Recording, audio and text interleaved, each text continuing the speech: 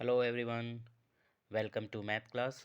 बच्चों, हम chapter 14 geometry पढ़ रहे थे, जिसमें हमने point, line segment, line and रे के बारे में पढ़ चुके थे। हमने इंटरसेक्टिंग लाइंस और पैरेलल लाइंस के भी बारे में हम पढ़ चुके थे। ठीक है, 14.1 एक्सरसाइज हो चुका था। अब हम आते हैं एंगल। ठीक है, एंगल टॉपिक पे आते हैं कि अब angle. An angle is made up of two rays starting from a common end point. यानी दो रे मिलके एक एंगल बनाते हैं जिसका एंड पॉइंट जो होता है वो कॉमन होता है। जैसे ये एक रे का एंड पॉइंट है, ठीक है, हमने इसको नाम दे दिया ए। अब ये हो गया बी। अब इसी एंड पॉइंट से एक रे और बनता है सी। तो ये क्या बन गया? एंगल। एंगल का सिंबल हम ऐसे बनाते हैं, angle A B C. A B C. आप ये ध्यान रखना कि जो एंगल में जो ये सेंटर में होता है उसी पे एंगल बनता है। देखो बी है तो बी बनेगा। अगर हम लिख दें एंगल एम एन पी, तो आप कैसे बनाएंगे? सेम है, स्टार्टिंग पॉइंट से यहाँ से ऐसे। और नाम आप कैसे देंगे? Angle M, angle N, angle P. ये आपका करेक्ट नेम होगा, ठीक है ना?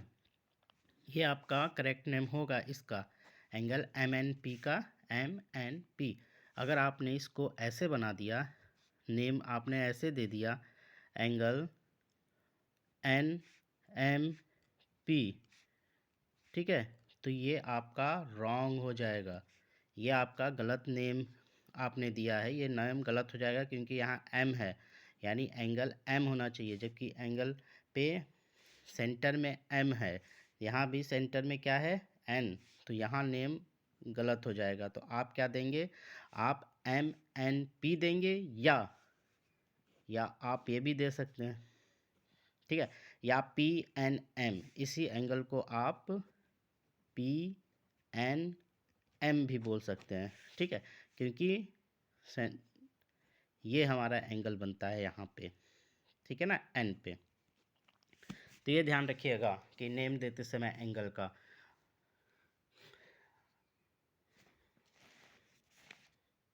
ठीक है, तो ये आपका पता चल गया आपको एंगल कैसे बनाते हैं। अब देखिए, अब हम जानते हैं कि इंटीरियर एंगल क्या होता है। Interior angle, the inside part of the angle is called the interior of the angle. The inside part of the angle, यानी एंगल आपका क्या है? ये है एंगल, ठीक है, सपोज ओ एम एन, ये आपका एक एंगल है। क्या है? एंगल एम ओ एन, ठीक है, ये एंगल है। अब इसमें बोला है क्या? Interior part. Interior of the angle क्या होता है? इंटीरियर ऑफ द एंगल, ठीक है, the inside of the angle is called the interior of the angle. यानी इनसाइड, ये एंगल है, इसका इनसाइड क्या हो गया? ये इसका ये जो पार्ट्स है, जैसे ए हो गया, बी हो गया यहाँ पे, तो ये एरिया जो हो जाता है, ये हो जाता है, क्या हो जाता है? Interior. Interior of the angle, of the angle, ठीक है, क्या होता है? ये interior angle, interior of the angle, angle का इंटीरियर भाग, ठीक है। और एक्सटीरियर क्या होता है? एक्सटीरियर मीन्स बाहर का भाग। तो इस एंगल के बाहर का भाग क्या है? ये है पी क्यू सपोज। तो ये एरिया, ये सब जो एरिया होते हैं ये हो जाते हैं एक्सटीरियर ऑफ एंगल, ठीक है। इस रे से बाहर का, इन दोनों रे से बाहर के भाग को क्या बोलते हैं? एक्सटीरियर ऑफ द एंगल, ठीक है ना। क्या बोलते हैं इसको? एक्सटीरियर ऑफ द एंगल, ठीक है। तो आपको पता चल गया एंगल का नेम हम कैसे देते हैं, और एंगल का इंटीरियर भाग कौन सा होता है, इंटीरियर भाग कौन सा होता है, एक्सटीरियर भाग कौन सा होता है। अंदर एंगल दोनों रे के बीच का जो पोर्शन होता है वह इंटीरियर ऑफ द एंगल होता है, जो दोनों रे के बाहर आउटसाइड का जो एंगल होता है यह एक्सटीरियर ऑफ द एंगल होता है। Okay okay. अब हम देखते हैं काइंड्स ऑफ एंगल। क्या देखेंगे? Kinds of angle. ठीक है। पहला एंगल क्या होता है? Acute angle. कौन सा angle? Acute angle. Acute angle में क्या, किसे कहते हैं? Acute angle, a angle who measure is 0 and 90, an angle whose measure is between 0 and 90 is called an acute angle। ठीक है, यानी कोई एंगल बना है, ठीक है, आप समझ लीजिए आपका एक angle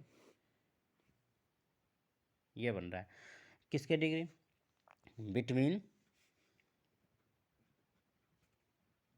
between 0 degree and 90 degree.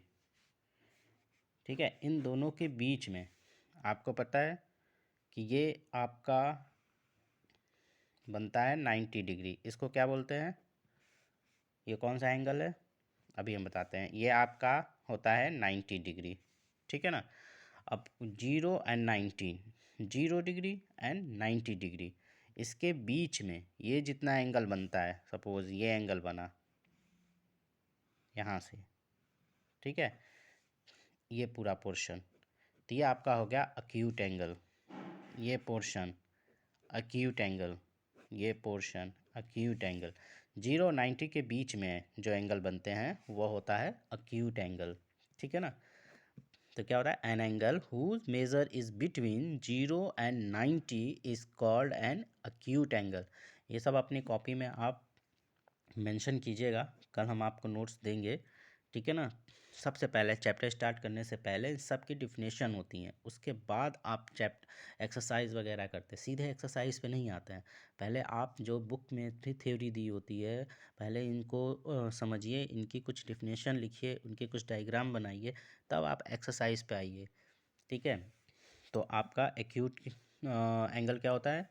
Acute angle measure between 0 and 90 degree. ठीक है, 0 एंड 90 डिग्री, इनके बीच में जो एंगल होते हैं वो कहलाते हैं एक्यूट एंगल।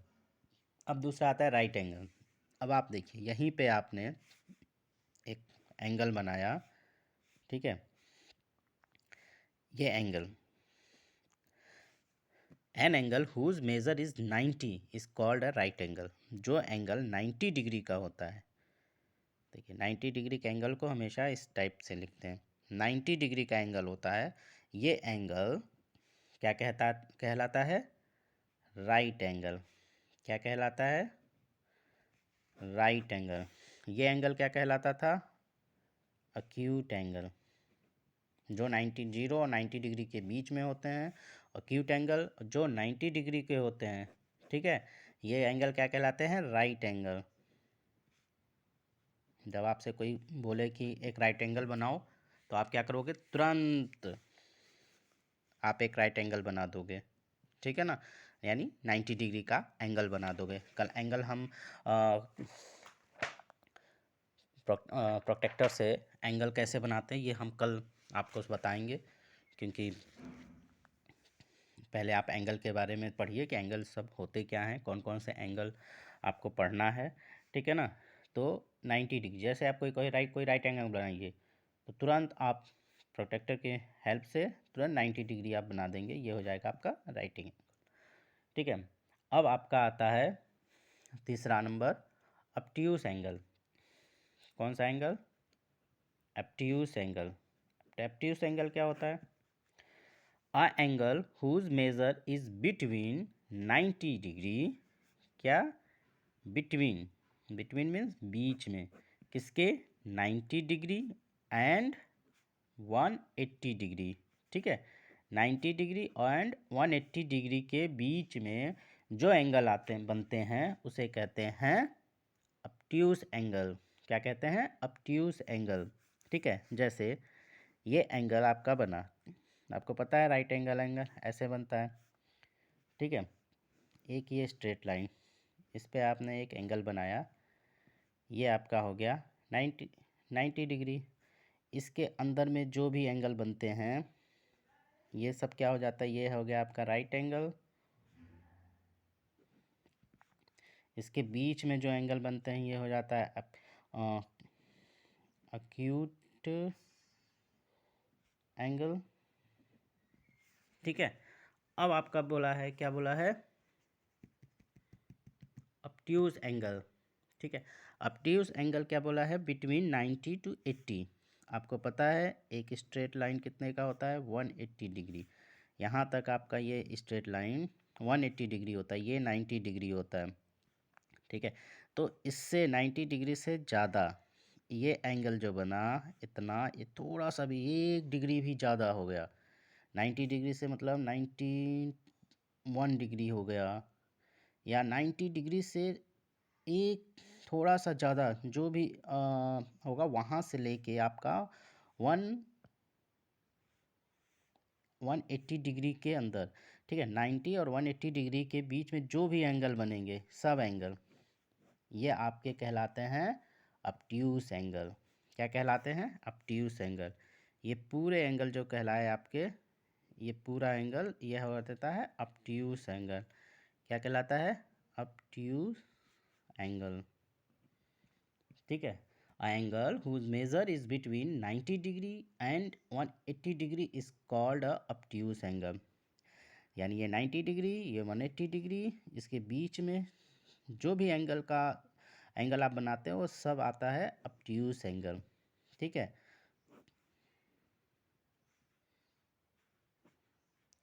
तो आपका ये एक एंगल यहाँ से बना था, यानी ये पूरा एंगल ऑब्ट्यूज एंगल हो गया।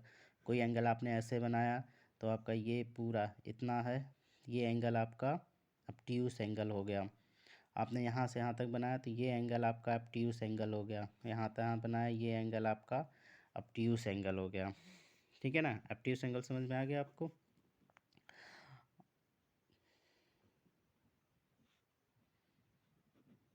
ऑब्ट्यूज एंगल, तो आपने क्या क्या पढ़ा अभी, acute angle, right angle, obtuse angle. अब आप देखेंगे तीसरा स्ट्रेट एंगल। स्ट्रेट एंगल क्या होता है, स्ट्रेट मीन्स एक सीधा। ठीक है, ये एंगल आपका बन गया एक स्ट्रेट एंगल, और ये एंगल कितने डिग्री का होता है, 180 डिग्री।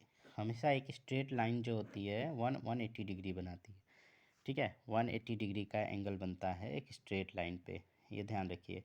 ये दो चीज़ आपको बहुत, ये हमेशा यूज़ करना होता है, क्योंकि इस पे आपको कोई बताएगा नहीं कितने एंगल। एक स्ट्रेट लाइन लिख दिया, बता दिया कि एंगल बताइए कितना है, आपको सीधे रखना है कि 180 डिग्री एंगल है, 180 डिग्री है इसका एंग। ठीक है, तो an angle whose measure is 180 degree is called a straight angle. Angle who measure is 180 degree is called a straight angle. ठीक है, अब नेक्स्ट आता है आपका, स्ट्रेट एंगल हो गया। अब आता है आपका रिफ्लेक्स एंगल। कौन सा, आपने एक्यूट एंगल पढ़ लिया। एक्यूट एंगल क्या होता है, 0 एंड 90 डिग्री के बीच में।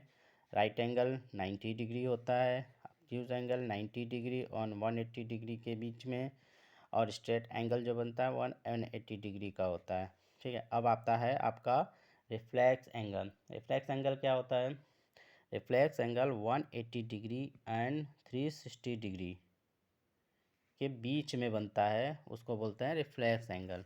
ये होता कैसे, देखिए आपका ये बना 180 डिग्री, ठीक है, इस पे, लेकिन कोई एंगल, ये स्ट्रेट लाइन है इस साइड है, ठीक है, ये एंगल, तो ये पूरा एंगल, तो ये आपका पूरा एंगल बनता है रिफ्लेक्स एंगल। क्या बनता है, रिफ्लेक्स एंगल। यहाँ से लेके यहाँ तक 180 डिग्री, तो यहाँ तक हो जाता है 180 डिग्री। अब ये एंगल जितना होता है उसमें इतना जोड़ देते हैं। सपोज़ ये 45 डिग्री है, तो टोटल कितना हो गया, 180 डिग्री प्लस 45 डिग्री, यानी 225 डिग्री। यहाँ से यहाँ तक 225 डिग्री हो गया। ठीक है, यानी रिफ्लेक्स एंगल क्या होता है? Reflex angle whose measure is more than 180 degree but less than 360 degree is called a reflex angle. यानी 180 डिग्री से ज़्यादा और 360 डिग्री से कम जो भी एंगल बने वह होते हैं रिफ्लेक्स एंगल। यानी अगर आपको कोई कह दिया जाए कि 229 डिग्री, ठीक है, 229 सपोज 200 10 40 200 डिग्री ये बनाइए, तो क्या ये 180 से ज़्यादा है? ठीक है ना, 180 से ज़्यादा है और 360 से कम है, यानी ये कौन सा एंगल हो गया? Reflex angle. कौन सा एंगल हो गया? Reflex angle. अगर कोई कह दे 60 डिग्री बनाइए, तो ये कौन सा एंगल हो गया? क्यों? क्योंकि ये 0 से 90 डिग्री के बीच में है, इसलिए ये अक्यूट एंगल हो गया। कौन सा एंगल हो गया? Acute angle. अगर आपसे कोई कह दे 160 डिग्री बनाइए, 160, तो ये कौन सा एंगल हो गया? 160। सोचिए क्या होता है? ऑब्ट्यूस एंगल हो गया। क्यों? क्योंकि ऑब्ट्यूस एंगल क्या होता है? बिटवीन 90 डिग्री टू 180 डिग्री, 190 और 180 के बीच के जो भी एंगल होते हैं वो होते हैं ऑब्ट्यूस एंगल। और ये 160 इन दोनों के बीच में आता है, तो ये क्या है? Obtuse angle. ठीक है। इसी तरह रिफ्लेक्स एंगल का क्या होता है? 180 से 360 डिग्री के बीच में जो कहलाता है वो होता है रिफ्लेक्स एंगल। उसको क्या बोलते हैं? Reflex angle. ओके। अब आता है आपका कंप्लीट एंगल। इसी पे आप समझिए। यहाँ तक आपने इसके बीच में जो भी बनाया ये सब आपका रिफ्लेक्स हो गया, ठीक है। लेकिन जब ये पूरा एक सर्किल बन जाता है, यहाँ से ये कंप्लीट हो जाता है, तो ये हो जाता है आपका कंप्लीट एंगल। ये कितने का होता है? 360 डिग्री का होता है, ठीक है। तो कंप्लीट एंगल कितने का होता है? कंप्लीट एंगल 360 डिग्री, यानी an angle whose measure is 360 degree is called a complete angle। Okay. जो एंगल ये पूरा एक समझ लीजिए, ऐसा मतलब क्या होगा? एक सर्किल, ये तो सर्किल है ना, ये तो आपका सर्किल बन गया। एक सर्किल कितने डिग्री का होता है? 360 डिग्री का होता है। ये एक पूरा कंप्लीट एंगल बना हुआ है। तो कंप्लीट एंगल कितने का होता है? 360 डिग्री का होता है, ठीक है। एक स्ट्रेट लाइन कितने की होती है? 180 डिग्री की होती है। एक अगर, तो ये आपका कितने का होता है? 90 डिग्री का होता है, ठीक है ना। इसको क्या बोलते हैं? Right angle. क्या बोलते हैं? Right angle. तो आपने अब पढ़ लिया काइंड ऑफ एंगल में: acute angle, right angle, obtuse angle, straight angle, reflex angle, complete angle, ठीक है। अब आप अपने बुक ओपन करेंगे और इसके जो भी थ्योरी है इसको एक बार आप पूरी रीडिंग करेंगे एंगल्स का, यहाँ से लेके इसको पूरी रीडिंग करेंगे अच्छे से।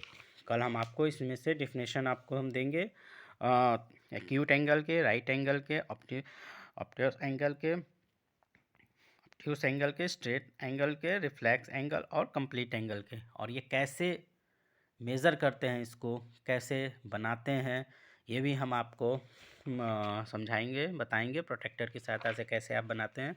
देख लीजिए, आपका ये प्रोटेक्टर होता है, कल आप ले के बैठिएगा हमारे साथ, ठीक है। हम एक इस पे ड्रॉ करेंगे, कैसे इसको हम ड्रॉ करते हैं। ये आपका प्रोटेक्टर होता है, इसको आप देख लीजिए। सभी बच्चे अपने पास, सभी बच्चों के पास होगा, क्योंकि मुझे पता है कि आप, ठीक है ना। तो कल हम आप इसको मेज़र करना बताएंगे। फिर उसके बाद हम एक्सरसाइज पे आएंगे 14.2। ओके, 14.2 एक्सरसाइज हम लोग करेंगे। और जैसे ही हम इस पे धीरे धीरे करते हुए आगे बढ़ेंगे, हमारा बेस और अच्छे से क्लियर होता जाएगा, ठीक है। Okay, thank you.